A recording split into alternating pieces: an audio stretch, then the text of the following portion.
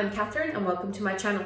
So I'm very much following the Aiden Fucci / Tristan Bailey case. I have created a playlist which includes my 2 previous videos, and every video that I cover on this case will be added to that playlist progressively. Now, I've completed 2 previous videos on the facts of this case to date, so I won't go into detail with the background in this video. I'll also pop the link to those previous videos in the description box below. Now, by way of a very brief background to this case, Aiden Fucci is a now infamous 14-year-old boy from America who allegedly, it's all alleged at this point in time, murdered his 13-year-old classmate, and her name was Tristan Bailey. Now, this crime allegedly occurred in the early hour morning of Mother's Day of this year, being 2021. So picture this. Tristan's family wake up for Mother's Day all excited, and about 10 a.m. in the morning they find that Tristan's not in her bedroom, and it becomes quite clear that she's missing from the family house. Now, Tristan and Aiden live in this gated community that's full of upper to middle class people with money, and you can imagine that the community are very concerned in response to being made aware that Tristan is missing. So everyone in the neighborhood starts looking for Tristan. The police get involved very quickly, and within a matter of hours of searching, Tristan's body is found stabbed to death in a nearby wooded area, so the nearby bush. Now, the autopsy results have indicated that there was over 114 stab wounds, and a significant majority of those stab wounds were defensive. So it's quite clear from the autopsy that young Tristan Bailey really fought to the death against her attacker. So in my last video, I was asking people to comment as to whether they had any good links or any information regarding Aiden's personality before this crime had allegedly taken place, or his family. And what's happened in the interim period is there has been some information that's been disclosed to the public regarding Aiden's dad, Jason, and Jason's criminal record. So let's have a chat about that.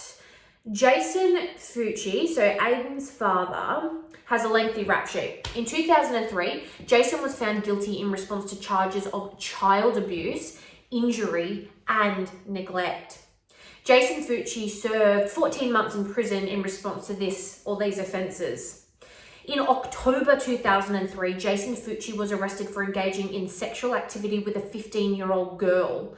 He was found guilty and sentenced to 2 years in prison, on probation for this offence.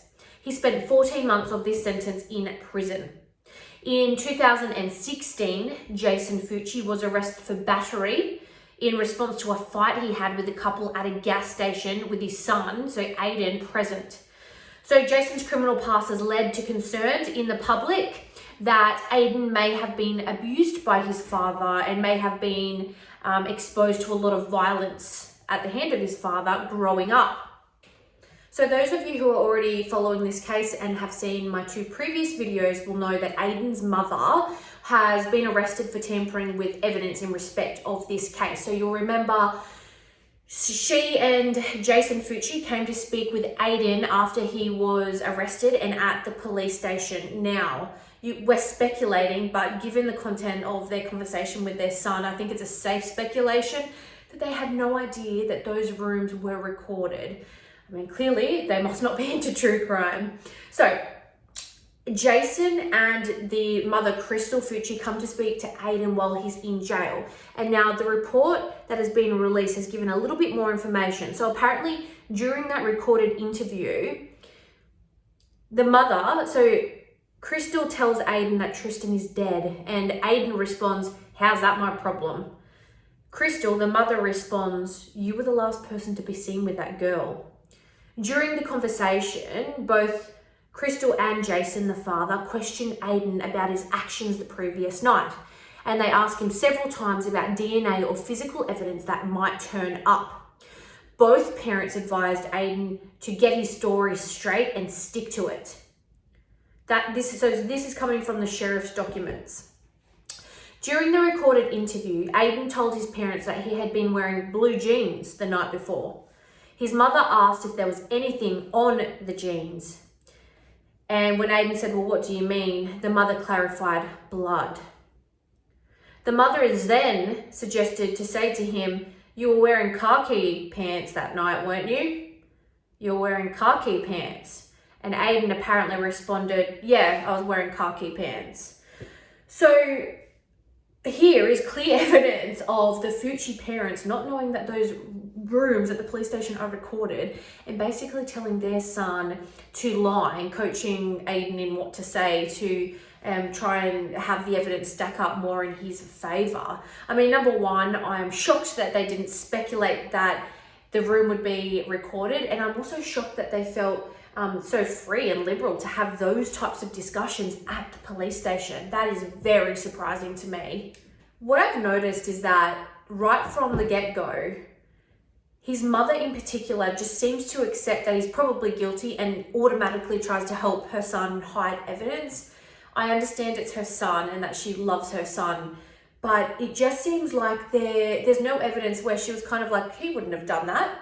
That can't be correct. My son, it kind of seems like it was, he's been accused. How do I help my son hide this? Like, she's almost assumed that he's guilty of the offense and jumps straight to helping her son hide the evidence. So if you've seen my previous videos, you'll already be aware that on the night or the early hour morning when the crime occurred, there's CCTV footage that was given by a nearby neighbour that catches Aiden and Tristan walking together into the bush. So this is how the police know that Aiden was the last person who saw Tristan walking into the bush. I mean, if I was the girlfriend, so apparently it's come out now that Aiden has a girlfriend and has had a girlfriend for a while.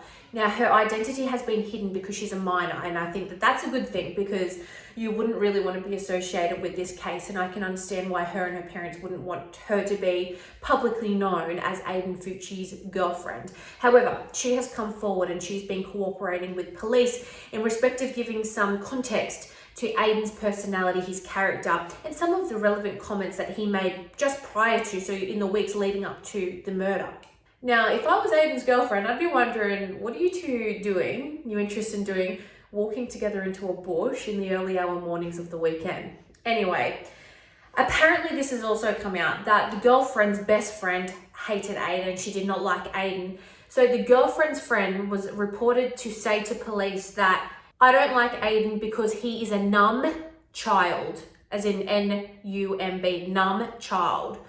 The friend went on to say, he's the type of person you would see as a murderer. He just doesn't care and he has no feelings towards anybody. I mean, that to me is a very telling statement. So apparently when the police were looking through Aiden's room, they found some very, very disturbing photographs, which were drawings. So apparently there was several drawings of women where he had drawn large X's on their breasts and other body parts. There were also images of women who had their limbs removed and blood squirting out of the limbs within the drawings. All right, so apparently Aiden's girlfriend, so she's been cooperating with police, and she informed police that in the month leading up to the murder, Aiden told her and other people that Aiden was going to, and I quote, drag somebody into the bush and murder them. So this might be one of those situations where Aiden said comments like this all the time. He thought he was being a little bit tough and the friends kind of disregarded it and didn't take what he was saying seriously. But in the context of what happened next, that is apparently what he said to his girlfriend and other people as well. So if you've seen my previous videos, you will know that Aiden, there was a knife that was found in the lake near where Tristan's stabbed body was found, and that knife is suspected to be the murder weapon. Now, during the autopsy, they found a small piece of a knife found wedged in the skull of Tristan, and the knife that they found in the lake had the tip missing. So they come to the conclusion, or they allege that the knife that they found in the lake is the body to the part that they found, or the part that had snapped off that was located in Tristan's skull. Aiden's girlfriend is reported to have explained to police that Aiden carried a knife around with him, and that Aiden called his knives, so he had two knives. He called his knives picker and poker. The police asked the girlfriend what the picker and poker knives look like, and the girlfriend described the knives exactly as the murder weapon in this case. And now the photos of the murder weapon have not been released to the public, and so she's explaining what the knives look like to a T without the photographs having been released. And so the police are fairly confident that the knife that they found in the lake is in fact one of the pickers and the pokers that Aiden was known to carry around. When the police searched Aiden's home, they found 5 pocket knives, a homemade shank, and other types of knives. So again, there's this theme of weapons and violence in the Fucci home. So the evidence against Aiden is arguably overwhelming, and you would have heard in my previous videos that the prosecutor is very, very confident that they're going to run this matter to hearing and obtain a very strong, harsh penalty against Aiden. However, Aiden's lawyer has indicated that Aiden suffers some very, very serious mental health issues. And now the question everyone wants answered is Aiden going to accept a guilty plea and try and mitigate his losses and mitigate the sentence by way of a deal? Or is he going to try and defend this in court despite the overwhelming amount of evidence against him? So the lawyer making the comment in respect of Aiden's mental health has drawn some of the public to make comments that they suspect that he might actually defend this case, meaning that all of the evidence will come out, classmates, family, they'll be subpoenaed, all of the dirty laundry will be aired in this case if Aiden does in fact plead not guilty and this matter proceeds to trial. And I think everyone is sitting on the edge of their seat waiting to hear whether Aiden will plead guilty and enter some sort of plea or whether he'll defend this. With respect to the evidence that's amounted against Aiden, the police have commented about Aiden changing his story so many times. So initially when they spoke to Aiden, Aiden's story was that, I went into the bush with Tristan.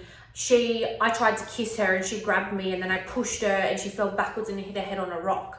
So that was initially what Aiden had told police had happened. So I guess and I'm speculating here, but I guess what he would try and argue then is that the last time he saw her, she was unconscious after hitting her head on a rock and that someone else came and stabbed her.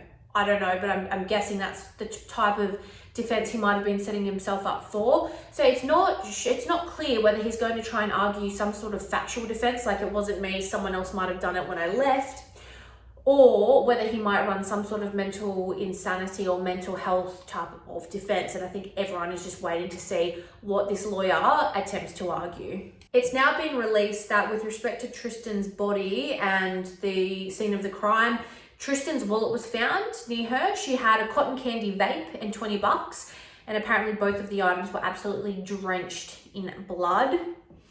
Apparently, so in blue ink, the word karma was written on one of Tristan's ankle, and on the other ankle there was a smiley face that had been written.